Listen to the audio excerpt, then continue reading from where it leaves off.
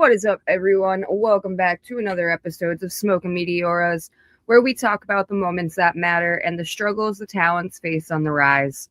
Today's guest is still relatively early in his career, but the opportunities, expectation, and attention around him are starting to grow quickly. He's come through training with Dustin Rhodes and several other faces along the way and evolved into several different versions of himself, and recently found himself in one of those bizarre wrestling moments that suddenly put a lot more eyes on you than you had the day before. But today isn't about that one viral moment. It's about what happens when people finally start watching. So please welcome Vin Parker. What's going on? Thank you so much for joining us. How are you doing today, man? I am so good. How are you doing? Not too bad. So let's just jump right on in. Let's go back to the very beginning, before you were a wrestler or stepped foot in a ring. What was your first true connection to wrestling? Ironically enough, it was before I even was a fan. My dad grew up watching wrestling, and I remember vividly us going to a pizza restaurant, and we were sitting behind Kevin Nash. We were sitting right behind Kevin Nash in the pizza restaurant. I had no idea who he was. And my dad was telling me all about him. He had a whisper. He showed me videos of him on his phone. And I was like, oh, whoa, wrestling. When I was that was my first exposure to wrestling. And then it was funny because I think it was probably 7, almost 10 years later after that. We go to that same pizza restaurant. At this point, I'm a wrestling fan. My dad's like, you guys remember when we were sitting over there when you guys were super young? And Kevin Nash was sitting there. And I'm like, oh, yeah. And he's like, yo, he's sitting there again.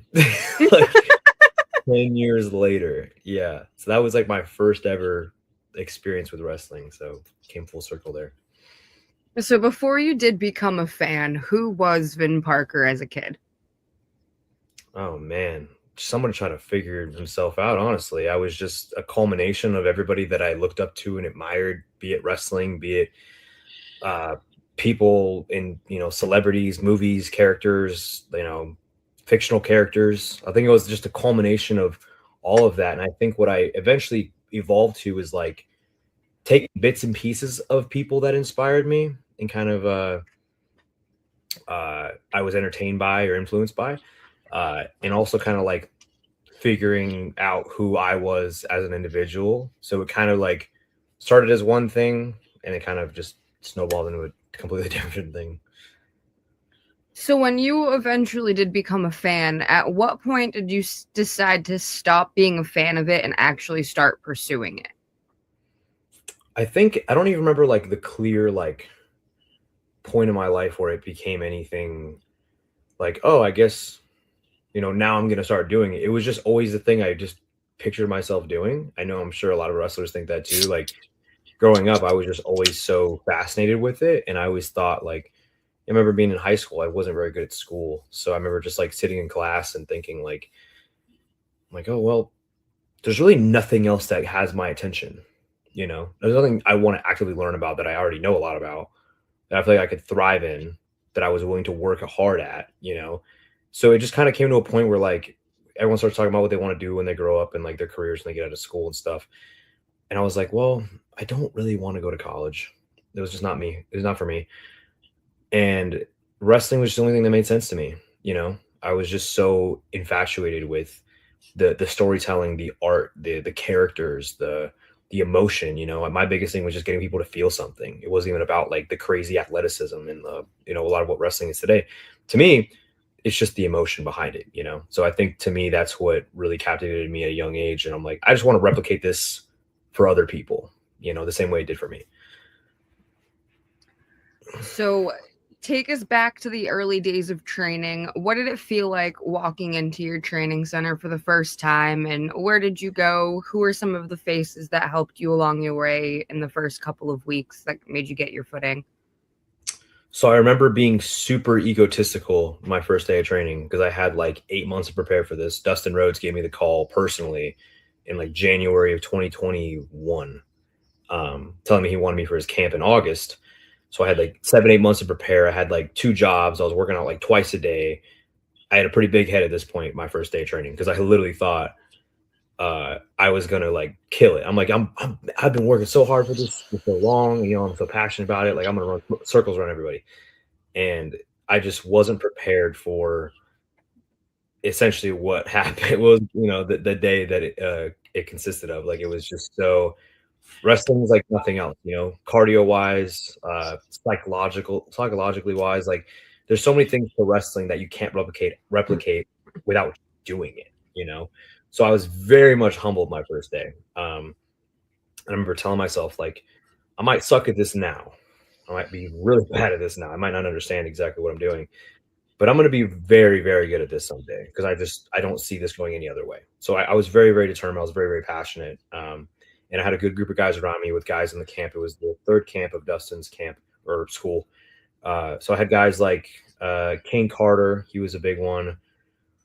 Anyone that's on the Indies, I can't think of anyone else really on the Indies right now that was part of that. But you know, he was super helpful for me. So yeah, that was it was a pretty cool, surreal experience. Like those first couple weeks. So, what were some of the things that Dustin Rhodes taught you about professional wrestling that had nothing to do with the actual moves? I guess the concept of keep stepping. You know, he was very much a, you know, he would always tell us essentially that, you know, and that's something that didn't fully resonate with me until I would say this year, going through a lot of just like hardship in my life and through wrestling, of course. And that was something that his dad would tell him. You know, Dusty would tell his dad, keep stepping. So he would always tell us, you know, keep stepping, keep stepping. I always kind of took that in terms of like the in-ring stuff. Like, well, when it gets hard, just, you know, persevere through. But for me, it speaks louder in regards to like a lot of like the mental stuff wrestlers go through, and like the real life stuff where it's like, oh, okay, this is kind of where this might have been the place he was kind of talking from. And was there ever a moment at the academy where you realized you were feeling a sense of belonging, or was there ever maybe a hardship where you felt you maybe couldn't be a wrestler? I would say like that was probably in the beginning, but I think a lot of it came from fear and just change. So a lot of me was like, I'm just not built for this. Like, but it was just so new to me. But I think when I was really just in and out of, you know, training, just like pursuing my craft, like dedicating myself to this as much as I possibly could, learning outside the ring, inside the ring, like really just giving this all of my attention, all my focus, like that to me it said something to me, whereas like I'm willing to get after this even when the hours, you know, come to an end, when it comes to being in training, you know, like I was so infatuated. And so even if I wasn't good at it initially, I learned that about myself, where it's like I'm willing to fail, I'm willing to put myself out there, I'm willing to learn, you know. And that's something I just never did with school or really anything else before that. And what is one habit that they instilled in you that still affects how you approach wrestling today? Like the school or Dustin? Yes. Yep. I would say honestly, like the keep stepping one for sure. You talking about like the in-ring stuff or just like Just anything in general? anything in general. I'll give you both. I'll give you two answers, I guess. Like the keep stepping one for sure. That's just something I think about all the time. Like just leaving that place. Really just, I think about that a lot. Just, it's all about just the ability to keep moving forward, regardless of what it is that you're going through. That, and then like in ring, I would say, less is more. Less is always more. You know, people overcomplicate wrestling and they think they have to do this eccentric, crazy stuff. And I was just always told by them, like, less is more. Sometimes you don't have to do that stuff, you know, and I've learned countless times how true that statement is. So you've worked under different names and presentations before becoming Vin Parker. What did each different version of yourself teach you? I guess I don't know, your camera cut out there.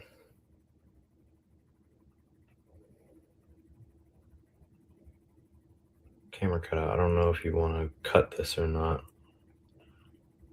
Sorry about that. I just briefly lost Wi-Fi. You're good. You're good. I was like, Do we cut or what are we doing?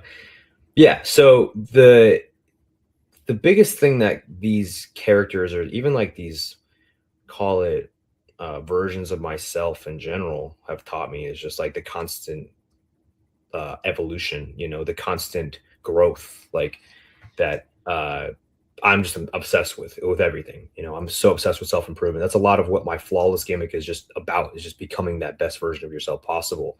So I think like through these versions, through these characters, these uh, people that I've grown in, like become and changed into being over time, like it's just taught me that like there's always room for improvement. There's always room to grow. There's always room to get better. And like I said, I've been so infatuated with that concept of getting better. So even if I feel like I'm the best I've ever been, there's still so much room to become. So there's going to be another version of this, what you're looking at now. Well, the flawless one is already quite the bold name, but what exactly does flawless actually mean to you?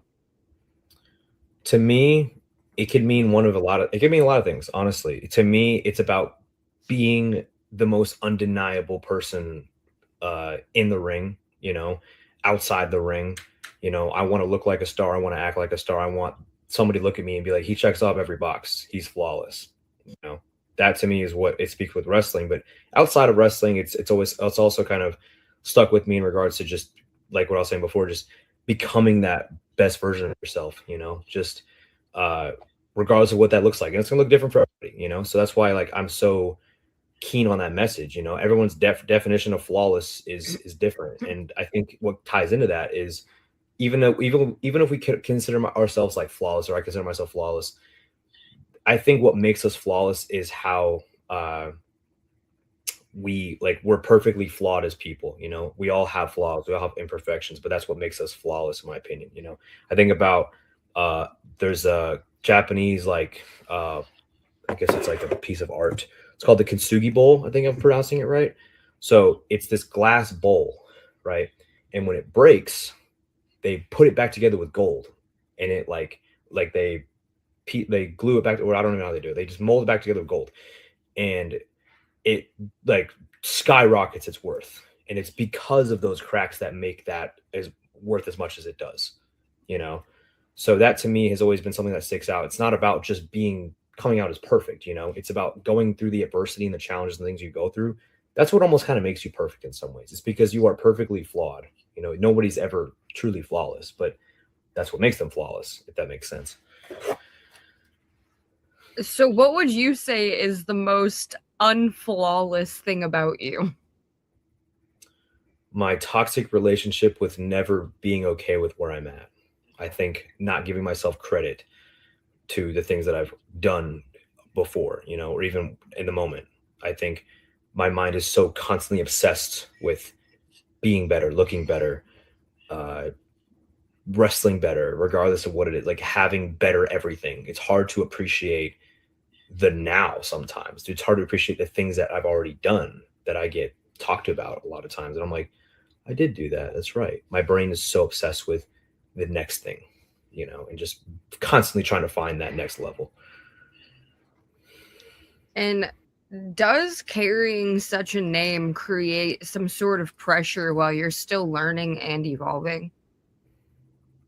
In some ways, yes, but not towards, I don't get that from people externally. It's myself. I'm not one to really take criticism. It's hard for me to even accept some compliments at times. I am my own biggest critic. I am my own worst enemy, So I think I put a lot of pressure on myself to be some things that a lot of people don't expect me to be, So I think when it comes to pressure, that pressure is always an internal thing. I don't really get a lot of external pressure. And if I do, it's coming from something I really care about, like a super crazy opportunity, but there's already present pressure within myself before anybody puts it on me. And at what point did Vin Parker finally start feeling like you instead of a character you were trying to perform? I honestly think it wasn't too long ago. I think when I first came back to wrestling, I had like a brief stint with wrestling a couple years ago, took a break, came back as this new character. And I wanted to just be that, a character. I wanted to be like a good looking serial killer, a guy with just like a moniker and cool t-shirts and stuff. And then it just didn't feel authentic to me. And I started getting a lot more appreciation for who I was as an individual more than the character I could portray. So I think once I kind of dipped away from that concept and I started just embracing who I was loved for without wrestling, that's when I really just started to embrace that concept.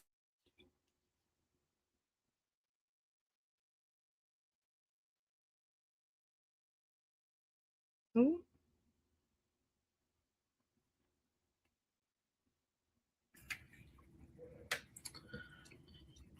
I also feel like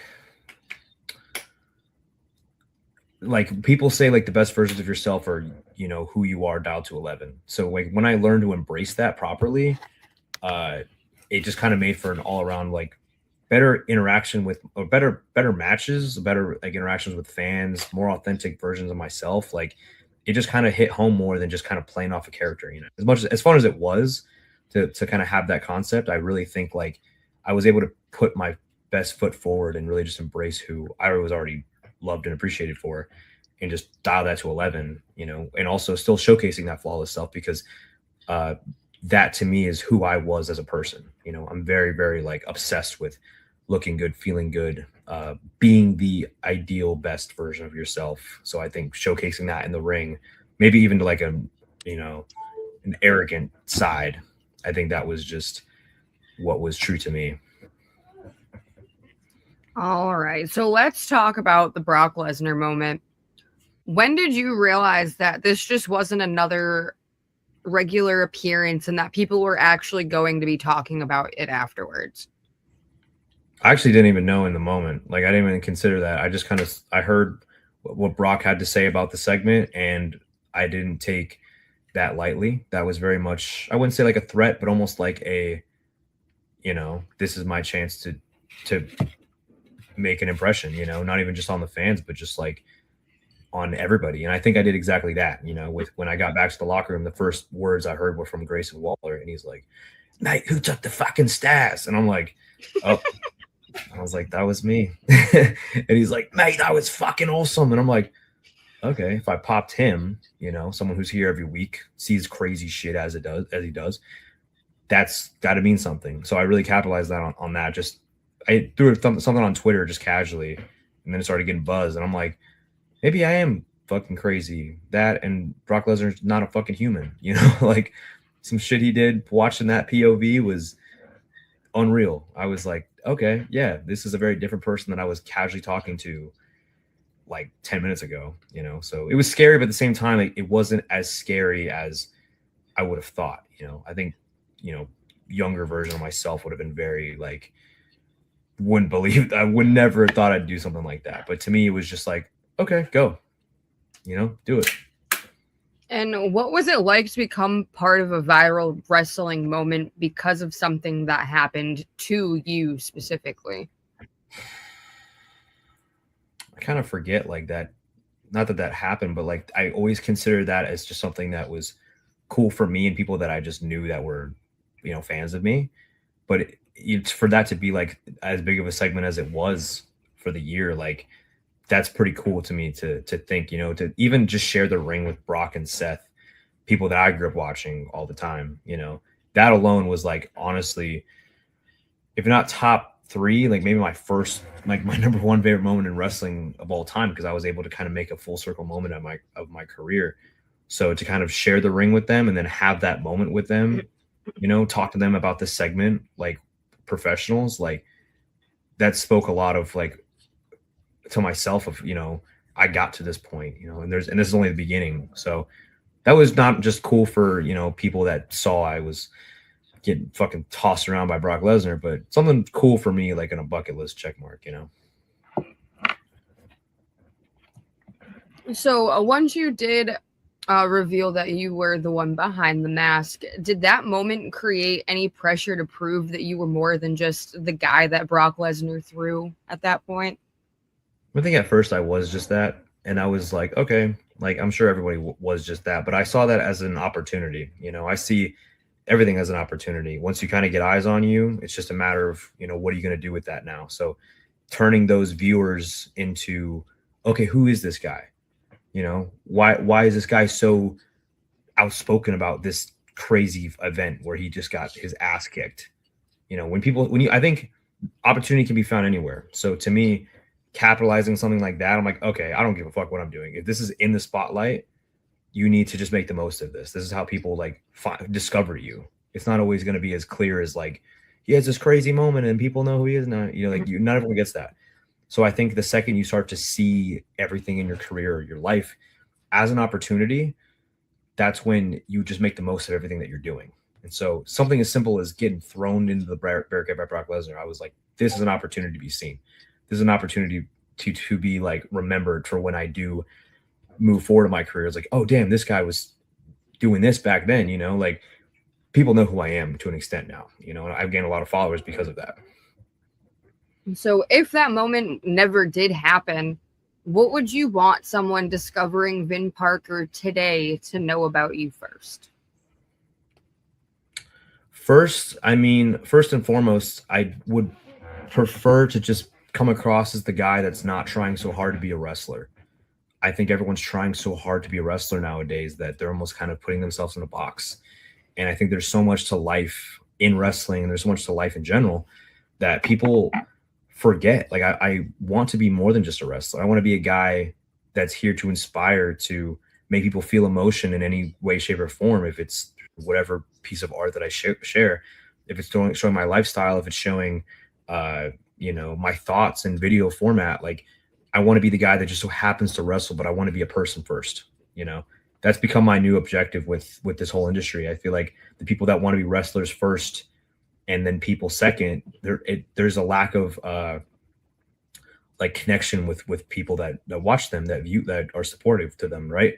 So to me, I think it's just the most important to be a person first, because people follow people. People are friends with people. People aren't friends with each other because like, oh, he's a famous wrestler, I want to be friends with him. It's like, no, I know him. I want people to feel that when they see me in any way, shape, or form. So as a wrestler, you spend years trying to get people to notice you, but no one really talks about the moments when you do finally get noticed. So when you did have all of those eyes on you, what happens emotionally when you finally found out you had all these eyes on you? You realize it's not as cool as you think it is, as it was. Like I feel like people romanticize the concept of being famous or having a status. In reality, your life is very much not any different than it was before. There's just more people watching you, but you can't see that they're watching you. It's almost like being in a room with a one-way mirror, or one-way window, whatever. It's just like, oh yeah, you forget how many people are that know who you are. You forget how many people no one in this industry is fucking Michael Jackson. Like no one's like can't leave their house and like, oh, maybe Roman Reigns or whatever. But I don't think anyone's life really changes that drastically when you're having these moments. And so really nothing. I think for a long time I was so codependent on wrestling being the thing that was going to make me happy, or having that status or those eyes would be the thing that would fulfill me. And then when you realize that it doesn't and you get it, it's kind of like not as cool as you thought it would be, and you learn to appreciate wrestling for a different aspect. So I'm glad I got that attention, because it showed me that happiness and success isn't defined by how many people are watching you do the thing you're doing. I think it's truly a matter of how you can impact those people, how you can make an emotional, lasting feeling on them. So at this point, you've been on the scene for a couple years now, and when did you first realize promoters weren't just booking you for potential anymore? They were expecting you to deliver. I think I always had that concept in my mind whenever I would do any show. It was always about just making impact, being memorable, bringing something different to their show. It wasn't just about being the guy that showed up and collected his $100 or whatever and hit the road. Oh, this is a fun little match. I wanted to bring something different to all of my shows, and I think promoters started to expect that from me. They're like, I want something different. I don't want the same guys that wrestle. I don't want the same guys that just have goofy characters. I want something different. Not that not that those things aren't important, because they're just as important. That different factor, right? It's all part of the system, and what helps make the show go the way it does. So I think putting that pressure on myself, knowing that regardless of how this show goes, who's on this show, I can guarantee that I will be different. I will be memorable and remembered when people say, "I like that. I want to see that guy." You know, everyone else was just doing the wrestling. Everyone else was doing what they were doing, but I really want to see him again because there's something different about him. Remember him. And how has your definition of success changed since you started? Tying it back to like what I was saying before, like I think success with wrestling to me is just impacting people for the reasons you want. You know, it's not just about success, because you can anybody can have that. Anybody can do that, you know, and you can be doing that for the wrong reasons. A lot of guys kind of are, in my opinion. But for me, I think it's more about actually impacting someone's life for the better, you know, inspiring change, inspiring someone to want to be better, to go after what they want to do, you know. And a lot of guys are on TV and they're not really doing that. And it's not always their fault. Sometimes it's just a matter of TV. But I feel like, to me, as long as I'm able to make that, like, inspire that person, regardless if it's ever on TV or it's not, I want to be that, help kind of pay tribute to someone's life the same way that these people I grew up watching on wrestling did to mine. You know, people outside of wrestling did to mine. So I think to me, it's just a matter of like replicating that emotion as what I consider to be successful. And at that point, I think a lot more people have already made it, if that's how you would rank that. And when it comes to wrestling, everybody's always trying to prove themselves to the fans. But what is something that you're still like trying to prove to yourself?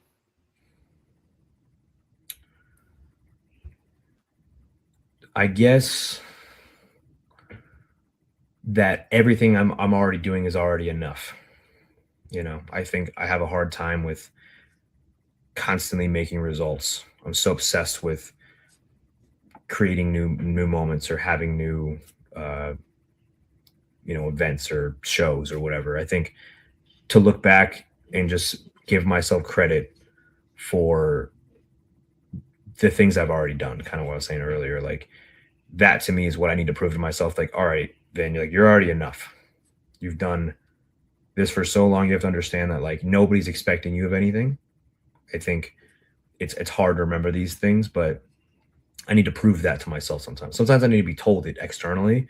Sometimes I just need to like tell it to myself, you know.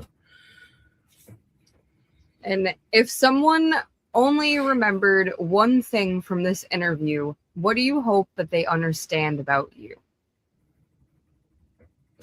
I guess like the concept of what I struggle with, and just to remember that they're not alone with it. And to simply, this is just something I tell myself all the time, and I tell people around me all the time that I love. Just to simply be present and enjoy what you have right now while you have it.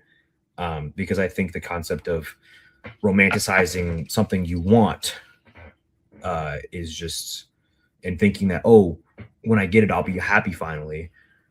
It's got to be a stove everyone has to touch at some point, because then when they get that thing, they're going to be like, wow, this never really made me as happy as like I thought it would. I think the concept of just enjoying what you have now is the ultimate cheat code, because then everything you get after that is already in abundance, you know?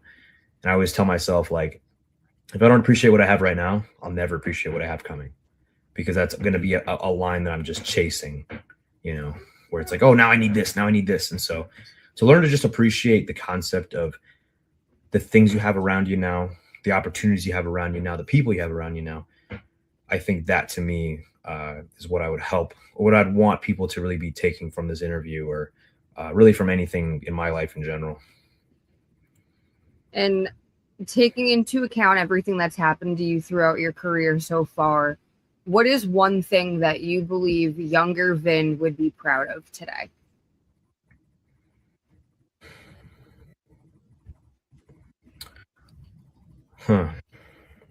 You could go cliche and say like, you know, I did the thing, you know.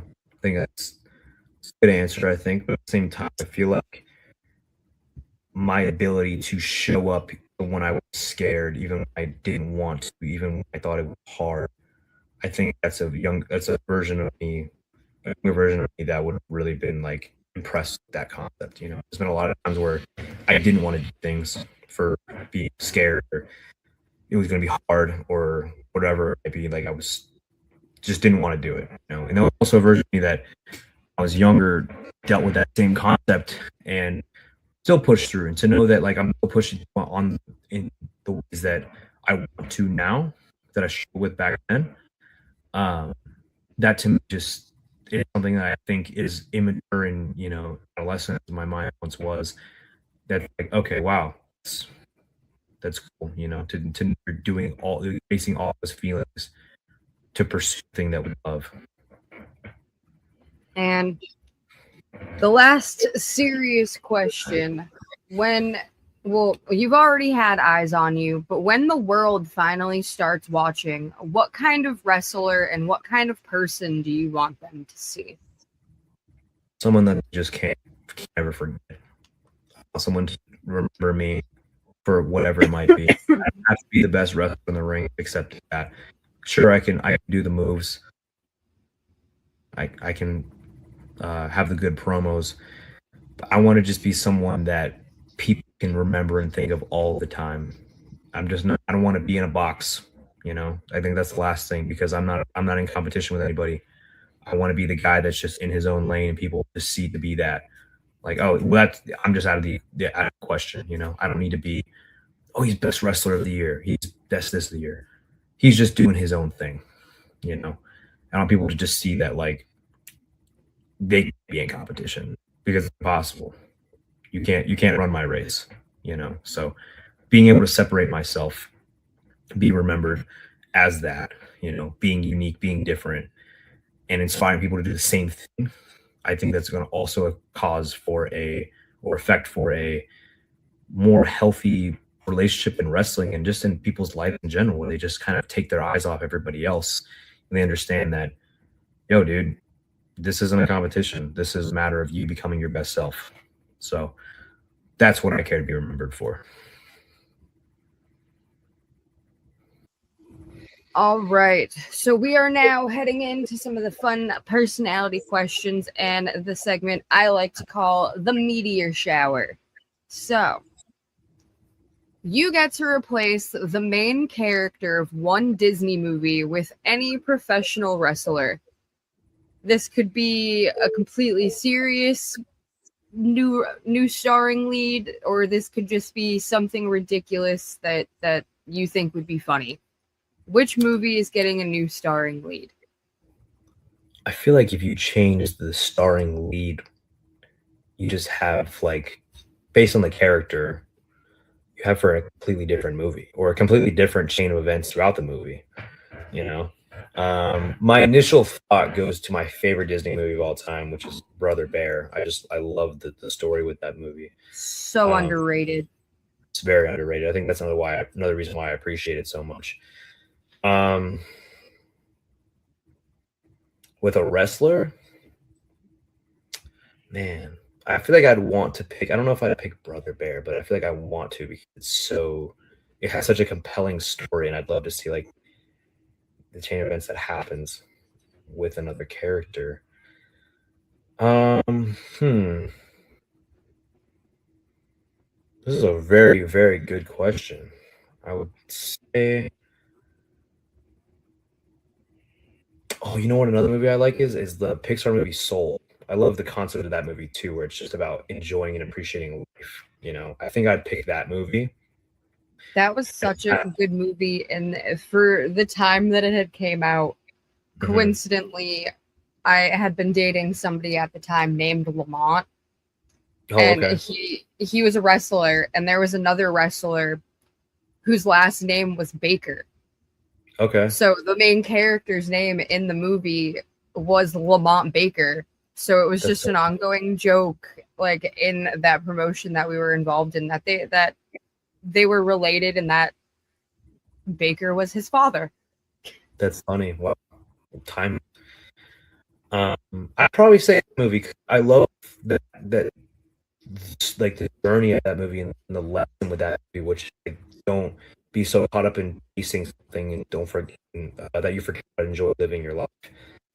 I think somebody that I'd like to see experience that. I don't know if it's someone on TV. Like I don't want to like, oh, who needs to learn that lesson? Um, hmm. I'm having a hard time like figuring out who.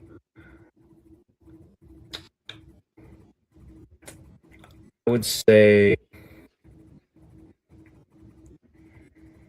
hmm, man, it's a good story, but I don't know who to like plug in. Like, it's like You put in so much thought into this. Everybody else just gave me funny answers. what did everyone else say? They can probably off of that. Somebody said they wanted to see John Wayne Murdoch as Cinderella. Oh, okay, yeah, that's ridiculous. Yeah. I literally just had an interview last night, and now I don't remember what she said. I'm so like a story driven, like passionate person comes like Disney movies or like and it's like this, like, oh, it has to mean something. Like you have love like storytelling and stuff. I would say just to I'm just gonna give you a funny answer, I guess, just so we can power through. I would like to see fuck, this is like so ridiculous. Man, I'm thinking like a Pixar movie, maybe. Or even going back to your last thought, like trying, not saying that this person particularly needs to learn that lesson, but just because of how influential they are already, like I would say maybe like a John Cena or even a Cody Rhodes. Yeah, my brain went there initially too, where it's like I would want someone that I think John Cena would be very fitting in some ways, even though he doesn't need to learn that lesson. I think watching him like showcase that through his life in some ways, because he's already that person. John Cena is he's a great example of who I want to be in terms of like, he's not just somebody that wants to portray being a wrestler, but just to appreciate all forms of life. So I think that'd probably be my answer. John Cena just does such an amazing job telling people about how much more to life there is to just rest. This just happens to be the thing he's doing. So I think to give that movie to him in a way that makes, you know, what he already believes in, kind of put it into picture. I think that'd be a very, very compelling story. I feel like that'd be something I'd really want to see in form of his life in some ways. All right. You are now trapped inside one video game for a year. Which video game are you choosing? Oh man. This movie started as a video game. I don't know if it counts. I've always wanted to live in the Tron Legacy world.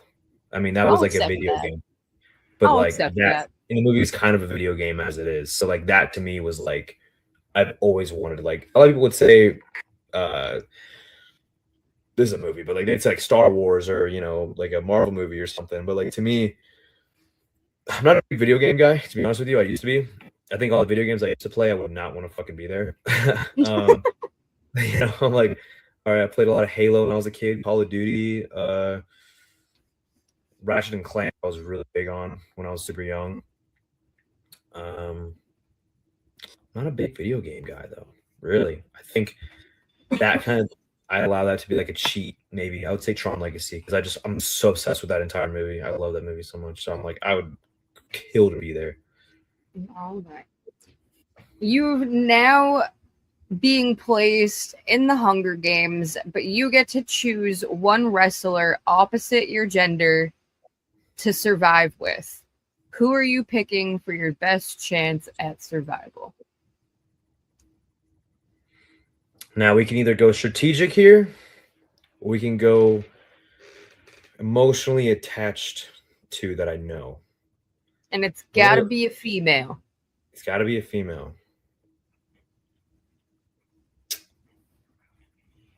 I'm going to go strategic here. I think I'm going to pick someone I know could totally just like do 90% of the heavy lifting for me. That I just, such an all around like badass.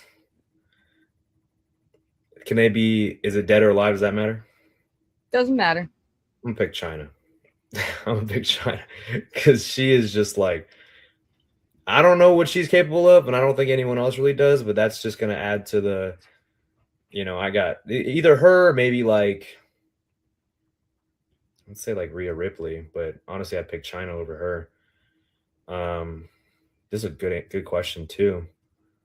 Or someone that's like a shoot like bad, like an answer for like nowadays would probably be someone like Marina Shafir, or like Like a someone that Shayna knows how to Baszler. like someone that just knows how to shoot fuck someone up without weapons. That would be like strategic answer. I could give you like emotional answer, but like that's just, we don't have enough time in the interview. All right. What is something that you are a complete nerd about that wrestling fans would never expect?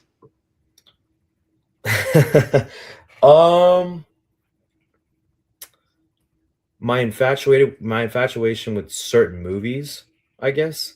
Like, I'm not a big movie guy, but I would say like when I like a movie, it becomes like part of who I am, you know.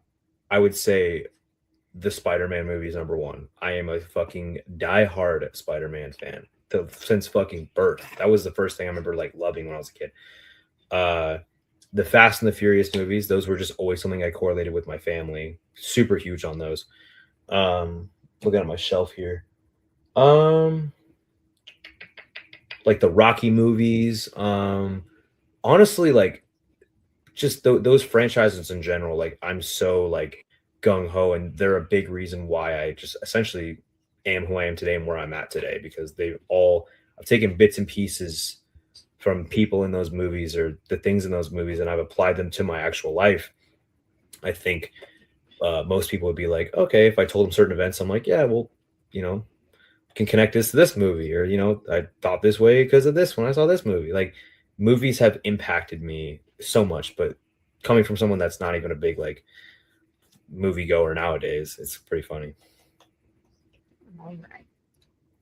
You can now attend one concert from any point in history. Who are you seeing?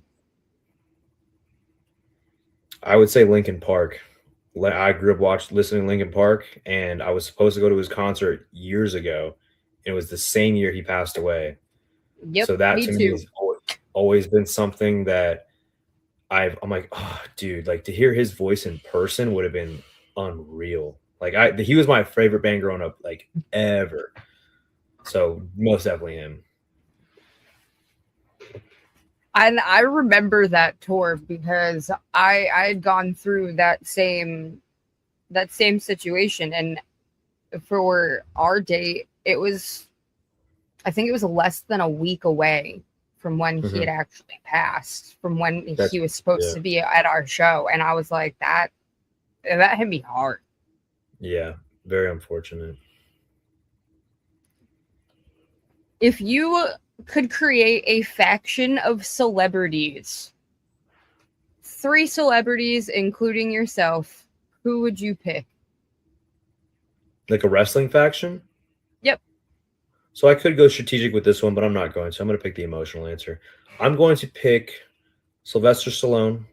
Impacted me and my dad just so much with his movies.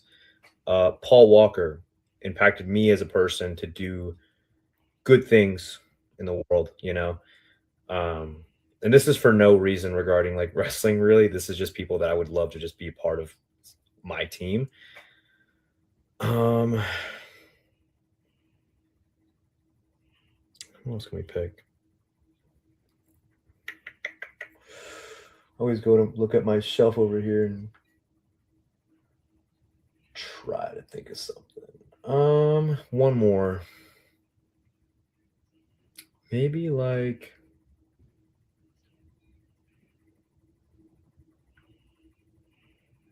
what did I said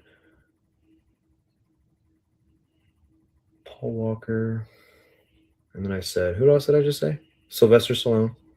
Yep. I think maybe like, hmm.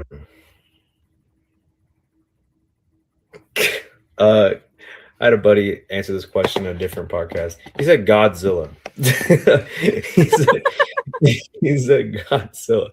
So I'm gonna say King Kong instead. All right. We'll go emotional and strategic. And you are now on an 8-hour road trip and you get the aux cord. Who are some of the first bands we'll be hearing play? And if we request this artist, they will get us thrown out of a moving vehicle. Okay, so a controversial one.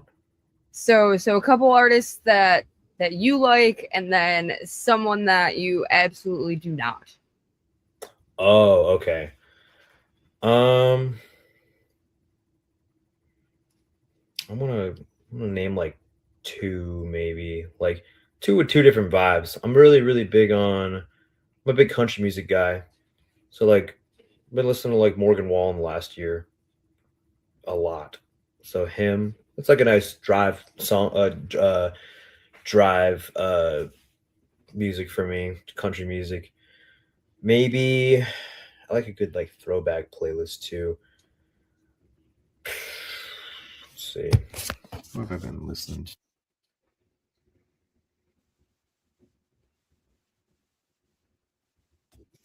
Can't stop listening to them. That's another two from I them like every day.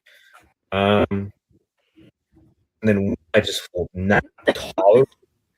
Or okay, I'm gonna talk more in any sort of white girl music. Become a lot of my forte, to be honest with you. I'm very fond of white girl music. And people are we watch. Sure, they just don't want to.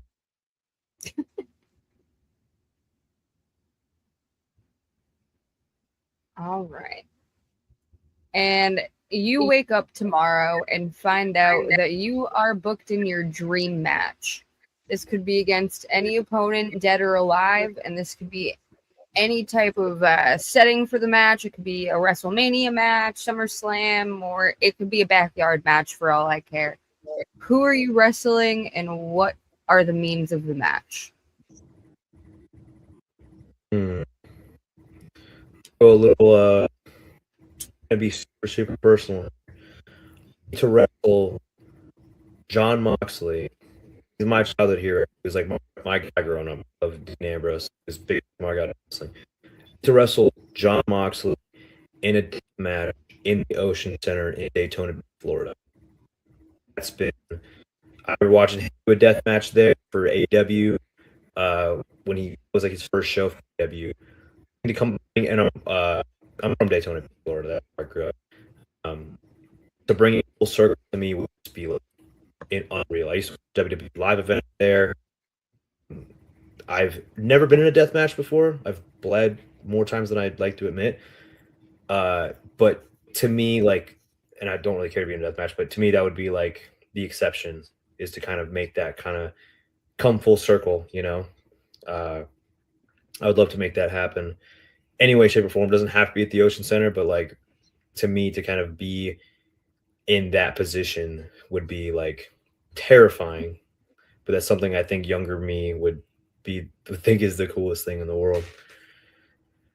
All right. Well, that is everything that I have for you. So, Vin, thank you so much for joining me and letting us get to know more about the moment people may have seen online, but also more about the person behind it. So, with that being said, where can we find you in these next upcoming weeks if you are in our area? And if not, where can we keep up with you on social media? So you guys can check me out if you're local to Austin, Texas, or anywhere in Texas for that matter. You guys can check out the Rhodes Wrestling Association. That'll be, I believe, the 13th, 12th or 13th. So a couple weeks from now, I should be fighting for the championship belt that has yet to be announced, but TBA.